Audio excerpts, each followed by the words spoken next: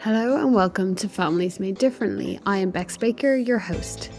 Myself and Jack are in our final stages of our third adoption. It has been such a privilege hearing from other foster carers, adopters, kinship carers, and others involved in the lives of vulnerable children. They come on every month and share their stories about how they are loving and caring for care experienced children. Please get in touch via email or DM us on Instagram if you would like to share how God has been working through you in the lives of vulnerable children.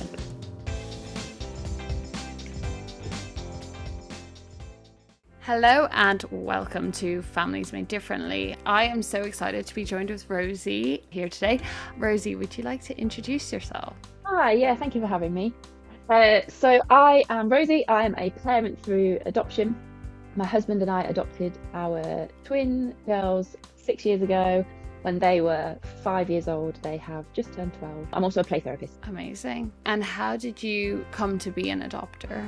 Yeah, so when I was growing up, my parents were foster carers and we welcomed many children into our home and into our hearts through that time. And it was very formative for me and played a really significant part in my desire to want to go on to adopt and pursue working therapeutically with children later on. My husband and I decided really early on in our relationship that we would commit to a desire that I think we felt God had on our hearts to adopt, and so that was something that we always, that was just always there for us really early on. And it was, I would say, it was a long and windy road to get there, and when we eventually adopted, but we are so grateful to the Lord for leading us to our girls in the way that He did. Amazing. And how has it shaped your family? Yeah, I mean, hugely. I would say adoption has completely transformed us all. But it's been a journey for each of us, for all four of us. We've each been shaped by becoming a family. We've all gone on our own individual journeys of transformation, I'd say, as we've journeyed together over the years. It was a completely joyous occasion when the girls joined our family. It was incredible and wonderful and magical and amazing, and also the most intense, hardest, exhausting time of our lives and for a very long time. And I would say that we very much settled into a more calm and peaceful groove as a family at this point as sort of time has gone on, although parenting isn't without its challenges, don't get me wrong. So yeah, I think we've definitely, all of us have each, I'd say, quite uniquely been transformed by our experience of being a family together. Amazing. And how has it shaped what you do? Yeah, in a big way. On this one, there's so much that I wish I had known before becoming a parent. I did so much training, research, reading, listening to podcasts. I met with other adopters, and I felt really informed about what to expect in terms of understanding my children's trauma, their attachment, their brains, their development, their behaviour. But what I wasn't prepared for, I would say in any way, was what my experiences of parenting my children would do in me and how I would respond and how it would change me. I think particularly encountering the secondary trauma as my children express their trauma, it's really quite difficult to prepare for that. No amount of reading, I think, will prepare you for being in the room as trauma is materialising. And I think for me, I wasn't prepared for how I would respond to that and how my body ultimately would try and protect itself. I think I envisioned myself and my parenting as being this sort of gentle, calm, serene mother, just oozing grace and peace at all times, and particularly that extra pressure because my children have experienced trauma, and so they really need me to be this calm presence. And I think that just wasn't reality. That just wasn't what I experienced, and I would kind of describe it as the lion that came out of me. There was a lion inside of me that came out of me in certain moments, took me by surprise, and I struggled with that for a while. I think I struggled with a lot of kind of guilt and shame around some of what was happening in me. Ultimately, what I came to learn was my dysregulation. What I've, over the years, through some of my play therapy training and just through some of my journeying with this, I've learnt more about how we are wired and how our nervous systems work and how our brains are designed. And this has really helped me to understand, almost sort of to go back and look back and understand my experiences, and offered me a bit of a framework to understand some of my responses and some of what's been going on in me. And then from this, I've been able to readjust some of my approaches to actually work with my body in staying regulated and not feel so much guilt and shame in those moments of dysregulation. That's where the desire to form Creative Calm came from for me. So my co-founder Joy, who's a former foster parent and fellow play therapist, she approached me with what I believe was a God-inspired idea, to work with other foster and adoptive parents. And we really wanted to support them with regulation and self-care. I think we both had similar experiences in terms of coming to terms with understanding how our bodies were working, what was going on as we were trying to co-regulate these kiddos. And our heart is to help others to feel really seen, to feel understood, to understand what's going on in themselves, to experience a moment of peace each week in what we do on our course, and to feel a bit more equipped to come away and to have a host of creative regulation strategies in the banks, really. That's really awesome.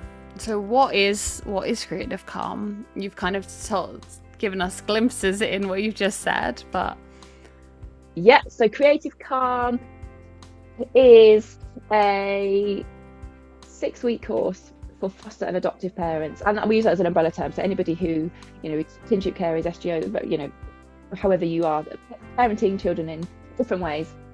It's a 6-week course for parents, and it's a Christian course. The aim of it is that it's done online. We send you a box of resources, and each week we work through a different regulation technique.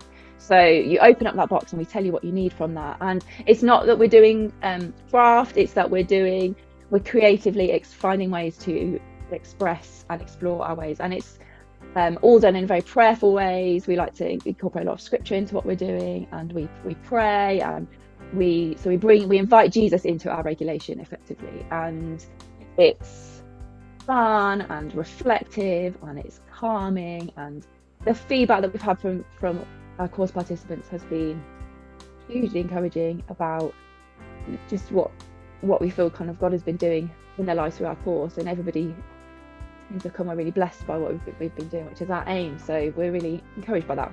When did you establish Creative Calm? Yes, so earlier in 2025.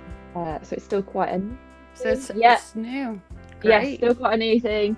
So yes, and we've run the course now 3 times, and we're just about to do our 4th course. And we've also started doing one-off workshops as well. So there's another way to sort of dip into what we're doing by just sort of doing a one-off morning or evening event, and just check us out, see what we're doing, things like that. So we're trying to figure out how we can support people in different ways as best we can. And have you seen God at work through Creative Calm? Yes, very much so. I think we have been constantly reminded of how God gives us more than we can ever ask for or imagine on this journey.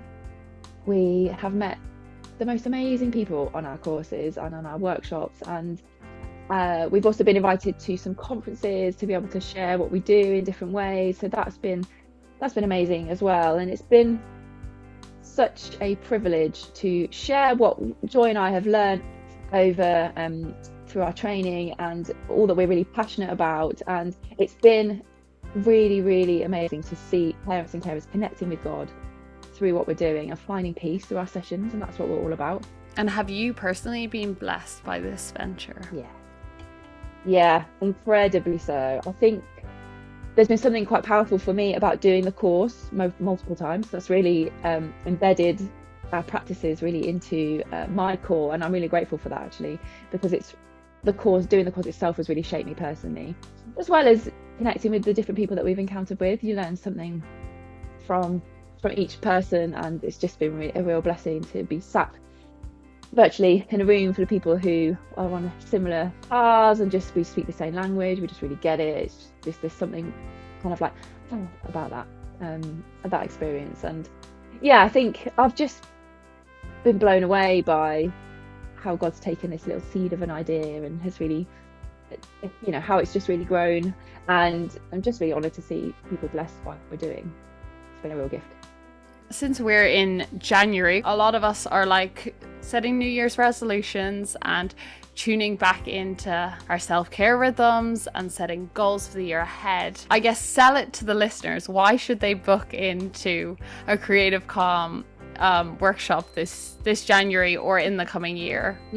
I think we've intentionally scheduled in a course for the start of January, just in recognition that we're mindful that we've just had Christmas, and I know Christmas can be full of so much joy and so much love and so much excitement, but also a lot of dysregulation, and it can be very exhausting, particularly for our families that we work with. So we wanted to schedule in this course right after Christmas to offer weary parents the chance to gift themselves some self-care. That was our heart for it. And I think it can be so hard to schedule in time for yourself to have any sort of form of self-care, and B, know what even constitutes as good self-care. Yeah. Particularly I think if you're in the throes of parenting, and that there might be a lot going on, and trying to even take a moment to think what do I need and what do I do, and whereas what we do actually is by providing you this course, we've got you covered for 6 weeks. So when you sign up to the course, as I said, we send you the resources with everything you need, and then for 75 minutes each week we will guide you through the creative, playful, reflective, prayerful activities to help you enjoy a moment of peace, to help you increase your understanding, and then equip you with regulation techniques to help you co-regulate yourself and your people going forward beyond the course as well. So our aim is to really, or in the moment, to really help you experience that kind of that calm and that like grounding and that sense of peace. And the feedback we get is that is what it is what people experience. And also then to set you up with some skills to keep you going forward, to be able to continue that on and figure out what works for you and what might benefit you going forward. And do you find that like people do it individually or as couples or a mixture of both? Yeah, interesting question. We have so far only had individuals doing it. Okay. We haven't had anybody come on as a couple. I think practically often one is released from childcare duties so that the other one can do it, or is working or things like that. So I think it often is the way that we've had individuals. And actually there's something really precious about coming on, I think, and having some space for yourself. Personally, and some of the things that we do in the activity, so again the one of the benefits of being online is that we can have moments where we sort of say, turn your screens off, have a moment, and you can kind of go and do what you need to do in your own personal private space without anybody kind of watching, looking at you. And that's in itself is actually quite a gift. I was just about to ask how you access the course. So it's an online course. Yes, it's an online course. Amazing. Which works really well because, as I say, we send you everything you need, so you've got it there, and you're in the comfort of your own space, and it doesn't take extra time. Traveling to us and that kind of things, we know that can be really tricky for our families. So it's done, and we try and vary the courses to be some of the courses we run in during the day and some we run in the evening. So the one that we're doing in January is in an evening this time. We've just done one in the morning. So we try and mix it up so that different people can access what we're doing depending on what works for their family. What is the date of the one in January? So our next course starts on Thursday the 8th of January, and it's running from 8 till 9:15 p.m. online, and it's 6 weeks. So our aim is to get you from the through that first half term 2026. Amazing. And so this podcast is released on Friday the 2nd. Is it too late for people to book in? Absolutely not. No, get booked in. Definitely get booked in. We can get that box to you. No problem. Amazing. And if they miss that course, because some of our listeners might not listen to it on the day of release, how often do they run, I guess, more than just when's the next one is? How often do they tend to run? We've so far been running courses every half term. So we've been trying to keep them quite consistent, so that, because we acknowledge that sometimes it doesn't, a certain day or a certain time doesn't work. So we try and always have the next one booked in. So keep an eye on our socials for when the next one will be following the January course. As of January 2026, how much does the course cost? So the course is £98, and that includes a box of resources, which is about £20 worth of resources in that box that come your way. And when we run one-off workshops, they're £15, and that also includes slightly less resources, but resources for that workshop. Are the one-off workshops similar, but just like a taster essentially, or? So we ran our first workshop in December, and with a heart for just trying to help collect people and have a moment of grounding, and just to almost like a little moment to get them through Christmas and set them up nicely for that.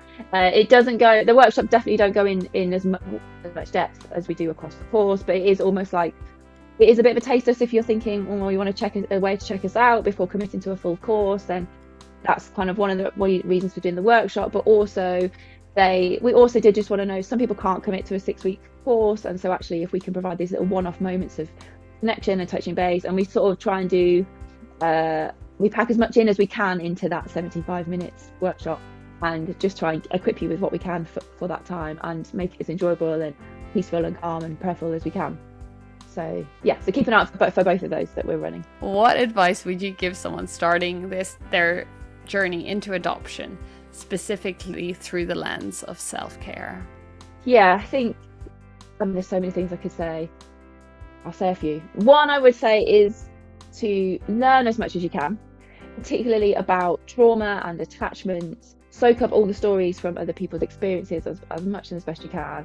Listen to podcasts like this one, just because there's nothing quite like hearing the real true stories that people are sharing about the realities of what it's like to live, in terms of the joys and the challenges of living with fostered and adopted children. And also learn about the nervous system and how the stress response works.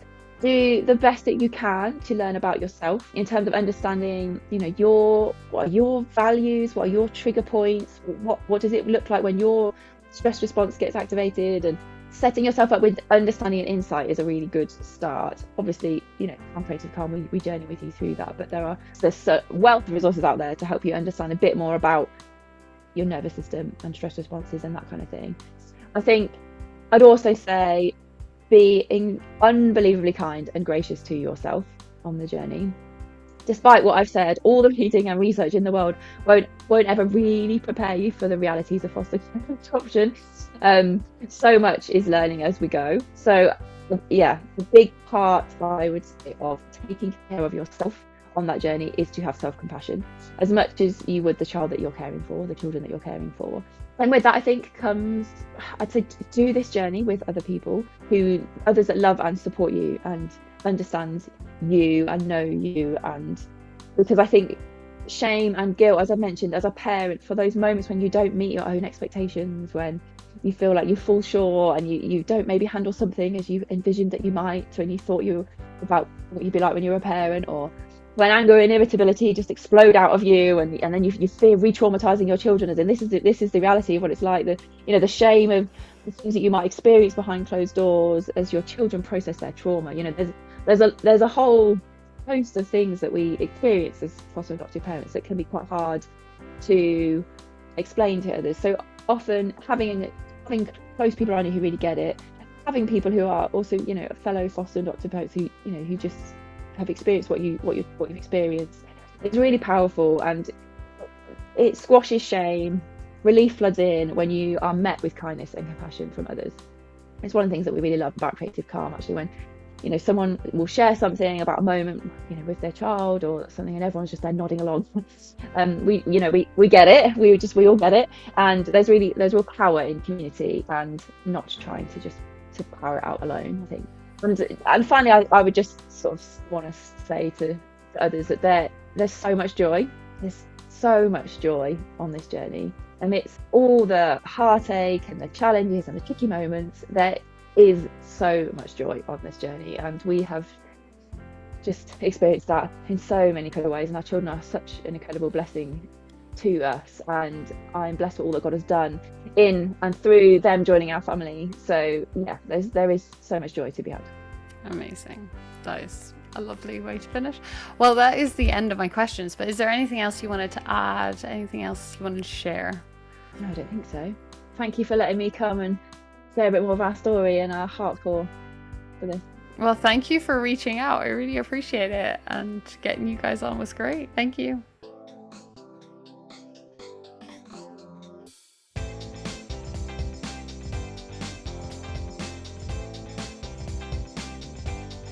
Please make sure that you follow us on Instagram and turn on your notifications wherever you listen to your podcasts. Families Made Differently releases a new episode on the first Friday of each month at 9 a.m.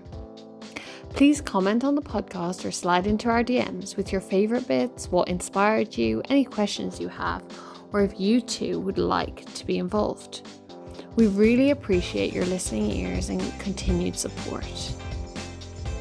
This was Families Made Differently, the podcast designed to share stories from Christians in the UK whose lives and families have been shaped by fostering and adoption.